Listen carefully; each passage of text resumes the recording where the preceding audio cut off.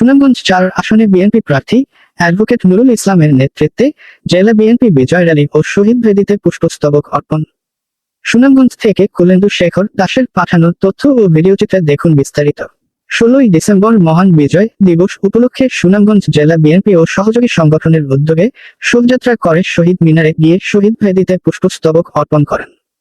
আজ ১৬ই ডিসেম্বর মঙ্গলবার দুপুর ১২টায় সুনামগঞ্জ ৪ সদর ও বিশ্বম্ভরপুর আসনে ধানের শীষের প্রার্থী ও জেলা বিএনপি সাবেক সাধারণ সম্পাদক অ্যাডভোকেট নুরুল ইসলাম নুরুলের নেতৃত্বে জেলা এবং উপজেলা বিএনপি ও সহযোগী সংগঠনের হাজারো নেতাকর্মীদের নিয়ে শহরের পুরাতন বাস স্টেশন এলাকায় বিএনপি অস্থায়ী কার্যালয়ের সামনে থেকে বিজয় দিবসের র্যালিটি শহরের প্রধান সড়ক প্রদক্ষিণ শেষে আদালত চত্বরে কেন্দ্রীয় শহীদ মিনারে গিয়ে শহীদ বেদিতে পুষ্পস্তবক অর্পণ করে শ্রদ্ধা নিবেদন করেন।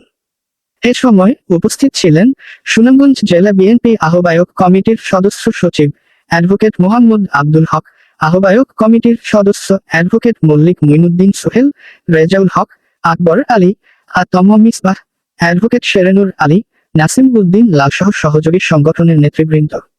সুনামগঞ্জ ৪ আসনে ধানের শীষের প্রার্থী অ্যাডভোকেট নুরুল ইসলাম নুরুল তিনি লাখো শহীদদের প্রতি শ্রদ্ধা জানিয়ে বলেন, ১৯৭১ সালের আজকের এই দিনে পাকিস্তান হানাদার বাহিনীর বিরুদ্ধে স্বাধীনতার ঘোষক শহীদ প্রেসিডেন্ট জিয়াউর রহমানের নেতৃত্বে তৎকালীন ৭.৫ কোটি মানুষ সশস্ত্র সংগ্রামে অংশগ্রহণ করে ৩০ লাখ শহীদ ও ২ লাখ মা বোনের ইজ্জতের বিনিময়ে অর্জিত আজকের এই লাল সবুজের স্বাধীন সার্বভৌমত্ব বাংলাদেশ। স্বাধীনতার আকাঙ্ক্ষা ছিল একটি বৈষম্যহীন গণতান্ত্রিক শাসন ব্যবস্থা, যেখানে প্রতিটি মানুষ নির্বিঘ্নে তাদের গণতান্ত্রিক ভোটাধিকার প্রয়োগ করবে। তিনি বিজয়ের মাসে তার নির্বাচনী এলাকা সদর ও বিশ্বম্ভরপুরের সর্বস্তরের জনসাধারণকে বিজয়ের শুভেচ্ছা জানিয়ে তিনি আরো বলেন, ফেব্রুয়ারির নির্বাচনে ধানের শীষের পক্ষে ভোট দিয়ে বিজয়ী করে এলাকার অবকাঠামো উন্নয়নে কাজ করার প্রতিশ্রুতি ব্যক্ত করেন।